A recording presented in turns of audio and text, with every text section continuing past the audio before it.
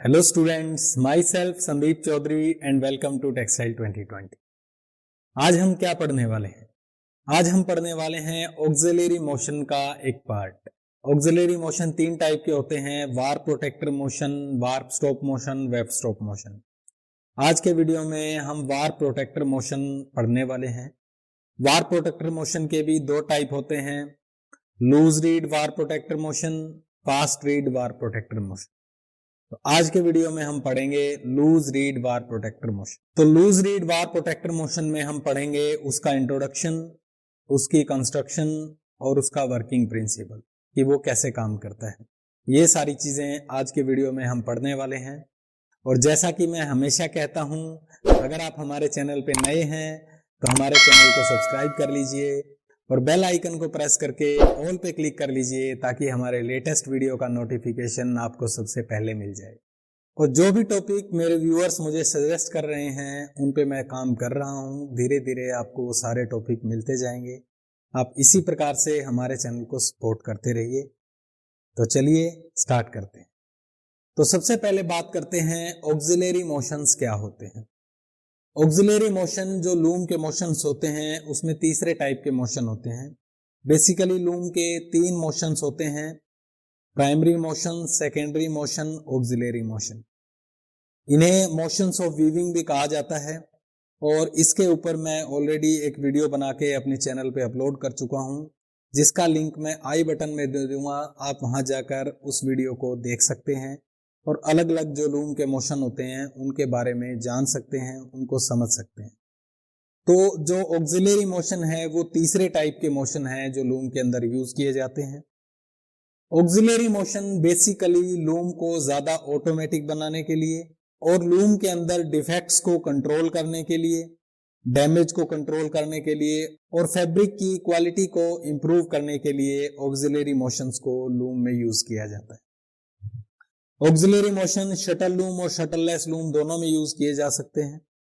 ये वैसे ऑप्शनल होते हैं, इन्हें लगाना कंपलसरी नहीं होता, लेकिन अगर हम चाहते हैं कि हमारे फैब्रिक की क्वालिटी अच्छी हो, उसके अंदर कम से कम डिफेक्ट हो और उसके अंदर कम से कम डैमेज चले, तो इसके लिए हमें ऑक्सिलरी मोशन लूम के अंदर यूज करनी चाहिए। अब ऑक्सिलरी मोशंस कौन कौन से होते हैं? ऑक्सिलरी मोशन तीन होते हैं: warp stop motion, weft stop motion, warp protector motion. इसके अलावा दो और भी होते हैं, वेफ्ट मिक्सिंग और वेफ्ट रिप्लेसमेंट। बट मेनली हम इन तीन को ही कंसीडर करते हैं कि warp stop motion, weft stop motion और warp protector motion. Warp stop motion के अंदर जब भी कोई वार्प यार्न मिसिंग होता है लूम के अंदर, या ब्रेक हो जाता है किसी रीजन से, बीम से ब्रेक हो जाता है, किसी भी कारण से वार्प यार्न टूट जाता है और मिसिंग है, तो उस केस में हम चाहते हैं कि हमारी लूम स्टॉप हो जाए, डैमेज ना चले लूम के अंदर, इसलिए हम वार्प स्टॉप मोशन का यूज करते हैं। उसके बाद वेफ्ट स्टॉप मोशन, अगर वेफ्ट मिसिंग है या वेफ्ट खत्म हो गया है या किसी भी कारण से वेफ्ट टूट गया है और वो शेड के अंदर नहीं पहुंच पाता जब वेफ्ट, उस केस में हम चाहते हैं कि कोई मिसपिक डैमेज ना आए या कोई और डैमेज ना आए फैब्रिक के अंदर, इसलिए हम वेफ्ट स्टॉप मोशन का यूज करते हैं। और तीसरा है वार्प प्रोटेक्टर मोशन, जो आज के वीडियो में हम डिस्कस करेंगे। वार्प प्रोटेक्टर मोशन क्या होता है?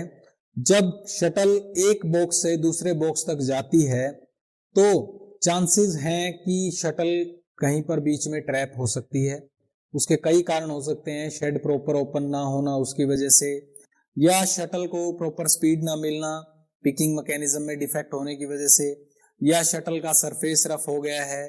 बहुत सारे कारण होते हैं जिसकी वजह से शटल एक बॉक्स से दूसरे बॉक्स तक ना पहुंच पाए या शटल बीच में शेड के ट्रैप हो जाए। तो उस केस में हम चाहते हैं कि लूम जैसे ही शटल ट्रैप हो, लूम स्टॉप हो जाए। अदरवाइज अगर लूम चलती रहेगी तो डैमेज होने के चांसेस रहते हैं, वार्प यार्न ब्रेक हो सकते हैं, रीड ब्रेक हो सकती है, शटल ब्रेक हो सकती है। बहुत सारे पार्ट्स होते हैं लूम के जो ब्रेक हो सकते हैं, जिनकी वजह से लूम के अंदर डैमेज हो सकता है और उस डैमेज को रिपेयर करने में कम से कम 2-3 घंटे लग सकते हैं, जिसकी वजह से प्रोडक्शन भी इफेक्ट होती है। तो हम चाहते हैं कि ये सारी चीजें ना हो, इसलिए हम वार्प प्रोटेक्टर मोशन का यूज करते हैं। वार्प प्रोटेक्टर मोशन जैसे ही शटल ट्रैप होती है शेड के अंदर किसी भी रीजन से, तो लूम को स्टॉप कर देता है। वो वार्पियांस को ब्रेक नहीं होने देता, कोई और डैमेज नहीं होने देता, ना रीड को डैमेज होने देता है, क्योंकि लूम स्टॉप हो गई है जिसकी वजह से कोई डैमेज नहीं होता। और इस मोशन की वजह से हम इस डिफेक्ट को या इस डैमेज को कंट्रोल कर सकते हैं। तो warp protector motion basically shuttle trap होने पे लूम को स्टॉप करने का काम करता है। अब बात करते हैं कि कितने टाइप्स का होता है warp protector motion. Warp protector motion shuttle loom में बेसिकली दो टाइप का होता है, loose reed warp protector motion and fast reed warp protector motion. ये दो टाइप के वार प्रोटेक्टर मोशन हम लूम के अंदर यूज कर सकते हैं। आज के वीडियो में हम डिस्कस करेंगे loose reed warp protector motion. तो इंट्रोडक्शन में loose reed warp protector motion, सबसे पहले हमें पता होना चाहिए कि रीड क्या होती है। हम इसमें बार बार टर्म यूज कर रहे हैं, लूज रीड, फास्ट रीड। तो रीड क्या होती है? रीड बेसिकली लूम का एक पार्ट होती है। रीड एक कॉम्ब लाइक स्ट्रक्चर होता है जिसके अंदर से वार प्यांस को पास किया जाता है। वार प्यांस के बीच में फ्रिक्शन को कम करने के लिए और वार प्यांस के बीच में एक प्रॉपर स्पेसिंग मेंटेन करने के लिए रीड का यूज किया जाता है। आप डायग्राम में देख सकते हैं, रीड का डायग्राम आपको दिखाई दे रहा है। इसके अंदर डेंट्स होते हैं, उन डेंट्स के अंदर से हम वार प्यांस को पास करते हैं। एक डेंट में से दो वार प्यान पास किए जाते हैं। इसे 2 एंड्स पर डेंट भी कहा जाता है। दूसरे लूम के पार्ट्स के बारे में जानने के लिए आप मेरा वीडियो देख सकते हैं जिसमें मैंने लूम के सारे पार्ट्स के बारे में एक्सप्लेन किया है, loom parts and types of loom. उसका लिंक मैंने ऊपर आई बटन में दिया हुआ है, उस पर जाकर आप उस वीडियो को देख सकते हैं।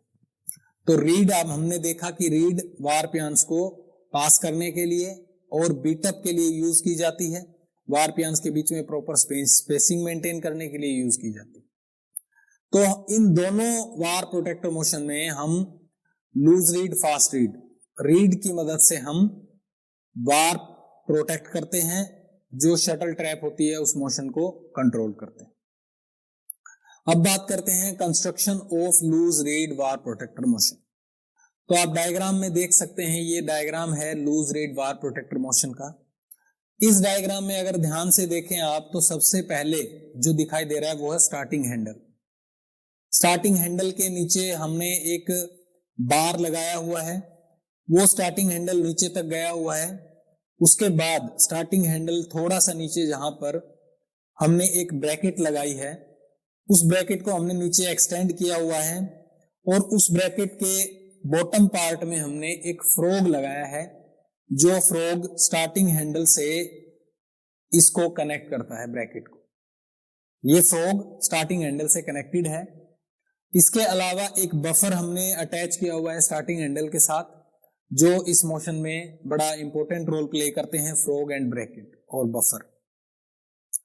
उसके बाद आगे हम देखते हैं तो सबसे ऊपर जो दिखाई दे रही है वो है रीड कैप। रीड को, टॉप पार्ट को कवर करने के लिए रीड कैप यूज की जाती है, बॉटम पार्ट स्ले के अंदर फिक्स होता है। तो रीड कैप के बाद रीड है, रीड एक्सटेंड होते हुए नीचे स्ले के अंदर फिक्स की हुई है। जो शेडेड एरिया आपको दिखाई दे रहा है वो स्ले है, जिसके अंदर हमने रीड को लगाया हुआ है। उसके बाद स्ले के जो नीचे वाला पार्ट है, उसके बैक साइड में हमने एक बार फिक्स किया हुआ है। वो बार आगे कनेक्टेड है एक सीरीज ऑफ आर्म्स के साथ। सीरीज ऑफ आर्म्स कैसे हैं? जो ये आर्म है ये आगे एक्सटेंडेड है, नीचे की तरफ आपको दिखाई दे रही है। इस एंगल पे हमने एक कर्व एंगल पे उस आर्म को एक्सटेंड किया हुआ है। उसके बीच में एक सेंटर रोड होती है जो रोटेट होती रहती है इस प्रकार से। उसकी रोटेशन से इन आर्म्स को रोटेशन मिलती रहती है। ये जो आर्म है इस रोड के ऊपर फिक्स है। आर्म तो रोड तो रोटेट कर सकती है और ये आर्म जो है ये उस रोड के ऊपर फिक्स है। तो जो पहली आर्म है जो ऊपर रीड से होते हुए नीचे आ रही है वो आगे तक एक्सटेंडेड है। उसके बाद एक दूसरी आर्म है जो लेफ्ट साइड में एक्सटेंडेड है, जिसके एंड पे एक एंटी फ्रिक्शन रोलर लगा हुआ है। आप देख सकते हैं इसमें वो एंटी फ्रिक्शन रोलर कांटेक्ट में है एक बो स्प्रिंग के। बो स्प्रिंग हमने इसलिए यूज किया है कि जब एंटी फ्रिक्शन रोलर उस बो स्प्रिंग को प्रेस करेगा तो बो स्प्रिंग उसको वापस उसी पोजीशन में लाने के लिए हम यूज करते हैं, रोड को उसी पोजीशन में लेके आने के लिए। उसके बाद जो तीसरी आर्म है जो नीचे की तरफ आ रही है, एक आर्म राइट की तरफ जा रही है, एक आर्म लेफ्ट की तरफ जा रही है जिसपे एंटी फ्रिक्शन रोलर है, और उन दोनों के बीच में एक और आर्म है जो नीचे की तरफ आ रही है। इस आर्म के साथ हमने एक स्प्रिंग अटैच किया हुआ है, और जो बीच वाली रोड है, जो बीच वाली आर्म है जो नीचे की तरफ आ रही है, उसके बॉटम पार्ट पे हमने एक कर्व्ड लीवर लगा रखा है। ये कर्व्ड लीवर आगे तक हमने एक्सटेंड किया हुआ है, इतना एक्सटेंड किया हुआ है कि ये फ्रॉग के टच नहीं हो रहा, लेकिन एक पोजीशन आती है, एक सिचुएशन आती है जब ये उसको टच करता है, और उसको टच करने की वजह से, उसको हिट करने की वजह से लूम को स्टॉप करता है। वो कैसे करता है उसको हम वर्किंग में समझेंगे। तो ये स्पाइरल स्प्रिंग है और ये आर्म है, और उस आर्म के ऊपर हमने एक कर्व लीवर लगा रखा है। तो इस सेंटर रोड के ऊपर हमने 3 आर्म लगा रखी हैं, एक लेफ्ट साइड में एक्सटेंडेड है, एक राइट साइड में, और एक बॉटम की तरफ एक्सटेंडेड है। इन कुछ पार्ट से मिलके ये loose reed warp protector motion बना हुआ है। अब बात करते हैं कि loose reed warp protector motion काम कैसे करता है। अब हम इसको 2 सिचुएशंस में समझने की कोशिश करेंगे। एक जब लूम नॉर्मली वर्क कर रही है, और एक जब लूम के अंदर शटल ट्रैप हो गई है। जब नॉर्मल वर्किंग होती है लूम की, तो शटल एक बॉक्स से दूसरे बॉक्स तक ट्रांसफर हो जाती है, और जो रीड है वो हमारी, उसकी कोई मूवमेंट नहीं होती। इस वार प्रोटेक्टर मोशन के अंदर रीड फिक्स नहीं होती, रीड को हम लूज रखते हैं। लूज कहां से रखते हैं? जो बॉटम पार्ट मैंने आपको बताया, टॉप पार्ट हमारा रीड कैप से कवर है, जो बॉटम पार्ट है स्ले के अंदर जो फिक्स है, जिसके बैक साइड में बार लगा हुआ है, वहां पर रीड फिक्स नहीं होती, लूज होती है। उसकी डिस्प्लेसमेंट हो सकती है कुछ एरिया के अंदर। मान लीजिए ये हमारी रीड है, ये इसका टॉप पार्ट है, ये इसका बॉटम पार्ट है। तो टॉप पार्ट तो फिक्स है रीड कैप से, बॉटम पार्ट ऐसे डिस्प्लेस हो सकता है, ये मूवमेंट हो सकती है रीड की, इसलिए हम इसे लूज रीड बोलते हैं। फास्ट रीड मोशन के अंदर रीड फिक्स रहती है, उसकी कोई डिस्प्लेसमेंट नहीं हो सकती, हम उसको बिल्कुल फर्मली फिक्स रखते हैं। तो लूज रीड के अंदर थोड़ी बहुत डिस्प्लेसमेंट हो सकती है रीड की। तो जब नॉर्मल वर्किंग की हम बात कर रहे हैं, जब लूम नॉर्मली वर्क कर रही है, नॉर्मली कब वर्क करेगी लूम? जब हमारी शटल एक बॉक्स से दूसरे बॉक्स तक आराम से पहुंच रही है, कहीं पर बीच में ट्रैप नहीं हो रही। अगर हमारी शटल एक बॉक्स से दूसरे बॉक्स तक आराम से पहुंच रही है, तो हमें लूम को स्टॉप करने की कोई जरूरत नहीं है। हमें वार प्रोटेक्टिंग मोशन हमारा सही ढंग से काम कर रहा है। अब लूम स्टॉप क्यों नहीं हो रही है? क्योंकि जो रीड है उसकी कोई डिस्प्लेसमेंट नहीं हो रही नॉर्मल वर्किंग। अब बात करते हैं कि जब हमारी शटल ट्रैप हो जाए, मान लीजिए शटल को हमने हिट किया पिक इंसर्ट करने के लिए, लेकिन किसी रीजन से शटल शेड के बीच में ट्रैप हो गई, शेड प्रॉपरली ओपन नहीं हुआ, या जो हिटिंग फोर्स थी पिकर की वो प्रॉपर नहीं थी, मतलब हमारी शटल एक बॉक्स से दूसरे बॉक्स तक नहीं पहुंच पाई, बीच में ही शेड के अंदर ट्रैप हो गई। अब हम चाहते हैं कि लूम हमारी स्टॉप हो जाए। तो जैसे ही शटल बीच में ट्रैप हो गई, तो शटल की पोजीशन होगी रीड के आगे। आप इस डायग्राम में देख सकते हैं, यहां पर रीड के फ्रंट में शटल रेस्ट करेगी क्योंकि वो आगे नहीं जा पा रही है।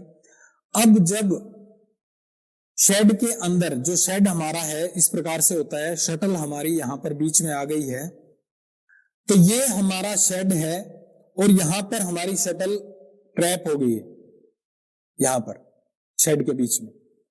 अब जो रीड है उसका काम होता है बीटअप के लिए फॉरवर्ड आना, आगे की तरफ आना। अब रीड को ये नहीं पता कि शटल यहां पर ट्रैप है, तो जैसे रीड फॉरवर्ड आएगी बीटअप के लिए, तो वो शटल को पुश करेगी। शटल के पुश करने की वजह से जो रीड का बॉटम पार्ट है वो डिस्प्लेस हो जाएगा। तो जब शटल पुश कर रही है रीड को, तो रीड का जो बॉटम पार्ट है वो शटल की फोर्स की वजह से डिस्प्लेस होगा। ऐसे इस पोजीशन में है हमारी रीड, और शटल रीड को पुश कर रही है जिसकी वजह से ये बैक जा रहा है। तो इस डायग्राम में दिखाई दे रहा है आपको, रीड का बॉटम पार्ट वो क्या होगा, धीरे धीरे पीछे की तरफ जाएगा। जब वो पीछे की तरफ जाएगा तो उसके बैक साइड में हमने एक बार लगा रखा है जो कनेक्टेड है सीरीज ऑफ आर्म से। अब वो जो रीड है वो पुश करेगी उस बार को। वो बार जब पीछे की तरफ जाएगा तो उसका जो आगे का पार्ट है, जो बॉटम पार्ट है, वो ऊपर की तरफ लिफ्ट होगा, क्योंकि बॉल के ऊपर वो तीनों जो आर्म है वो माउंटेड है। अब जब फोर्स लग रही है तो वो आर्म बैक साइड से तो पीछे हो रही है और फ्रंट जो बॉटम पार्ट है वो ऊपर उठ रहा है। इस प्रकार से ये मान लीजिए वो कर्व है, तो पीछे का पार्ट जब बैक हो रहा है तो आगे का पार्ट ऊपर उठेगा। जब आगे का पार्ट ऊपर उठ रहा है उसकी वजह से जो हमारी बॉटम आर्म है, जो नीचे वाली आर्म है, वो भी ऊपर उठेगी, आगे की तरफ आएगी, क्योंकि रोड के साथ तीनों चीज कनेक्टेड है। तो रोड जब घूम रही है तो जो हमारी राइट साइड की आर्म है वो ऊपर उठ रही है, लेफ्ट साइड की आर्म है वो नीचे की तरफ प्रेस होगी। तीनों आर्म आपस में इंटरकनेक्टेड हैं, जिसकी वजह से वो एक आर्म जो है वो ऊपर की तरफ उठ रही है, दूसरी आर्म नीचे की तरफ पुश कर रही है, बो स्प्रिंग को नीचे की तरफ दबा रही है, और जो हमारी सेंटर आर्म है वो भी आगे की तरफ होगी इस मोशन की वजह से, इस मूवमेंट की वजह से। जब वो आगे की तरफ होगी तो जो कर्व्ड लीवर है हमारा वो बिल्कुल सामने आ जाएगा फ्रॉग के, और धीरे धीरे फ्रॉग उसको हिट करेगा। वो जो कर्व्ड लीवर है वो उस फ्रॉग को हिट करेगा, और उसके हिट करने से जो हमारी ब्रैकेट है वो पुश करेगी बफर को, और बफर को जब पुश करेगी तो स्टार्टिंग हैंडल जो लॉक होता है वो लॉक से बाहर आ जाएगा और लूम स्टॉप हो जाएगी। स्टार्टिंग हैंडल हमेशा लॉक के अंदर, हम जब लूम को स्टार्ट करते हैं तो उसके लॉक के अंदर हम उसको अटैच कर देते हैं, और जैसे ही उसको कोई चीज हिट करती है तो लॉक से बाहर आते ही वो लूम को स्टॉप कर देता है इंस्टेंटली। अब ये मोशन कहां से कहां ट्रांसफर हुआ, इस प्रकार से वर्किंग में हमने देखा। अब इसी मैकेनिज्म को हम इस वीडियो से समझने की कोशिश करते हैं। आप इस वीडियो में देख सकते हैं कि नॉर्मल वर्किंग के दौरान जो हमारी एक्सटेंडेड आर्म है, जो हमारी राइट की तरफ जो एक्सटेंडेड आर्म है, वो हीटर को टच नहीं कर रही है, ऊपर से जा रही है उसके। आप देख सकते हैं इस वीडियो में नॉर्मल वर्किंग के दौरान वो उसको स्ट्राइक नहीं करती, उसके ऊपर से जा रही है। और नॉर्मल वर्किंग के दौरान बो स्प्रिंग कैसे काम करता है वो भी आप इस वीडियो में देख सकते हैं। अब जब हमारी शटल ट्रैप हो जाती है, जैसे कि ये देखिए हमारी शटल अब यहां पर ट्रैप हो गई है, इस वीडियो में देख रहा है कि शटल हमारी ट्रैप हो गई है। शटल के ट्रैप होने से जो रीड बैकवर्ड स्विंग हो रही है, इस प्रकार से रीड जो है वो बैकवर्ड स्विंग होती है, और उसके बैकवर्ड स्विंग होने की वजह से जो बो स्प्रिंग है वो नीचे की तरफ जा रहा है, और जो हमारी ये राइट की तरफ जो आर्म है वो ऊपर की तरफ लिफ्ट हो रही है। उसके ऊपर की तरफ लिफ्ट होने की वजह से वो फ्रॉग को हिट करती है, और फ्रॉग को हिट करने से, जैसा आप देख सकते हैं, फ्रॉग को हिट करने से वो स्टार्टिंग हैंडल को लॉक में से बाहर ले आती है, और जिसकी वजह से लूम स्टॉप हो जाती है। तो इस तरह से लूम के अंदर ये लूज रीड बार प्रोटेक्टर मोशन काम करता है। आई होप आपको ये वीडियो समझ में आया होगा। अगर आपको ये वीडियो अच्छा लगा तो इसे लाइक कीजिए, शेयर कीजिए, कमेंट कीजिए। आप हमें फेसबुक पे फॉलो कर सकते हैं, हमारा फेसबुक पेज है textilehelp.org। हमें इंस्टाग्राम पे फॉलो कर सकते हैं textilehelp_official। हमारी वेबसाइट विजिट कर सकते हैं textilehelp.org। आप हमसे कांटेक्ट करने के लिए हमें फेसबुक पे मैसेज कर सकते हैं, या हमारे इंस्टाग्राम पे मैसेज करके हमसे कांटेक्ट कर सकते हैं। Thank you so much for watching.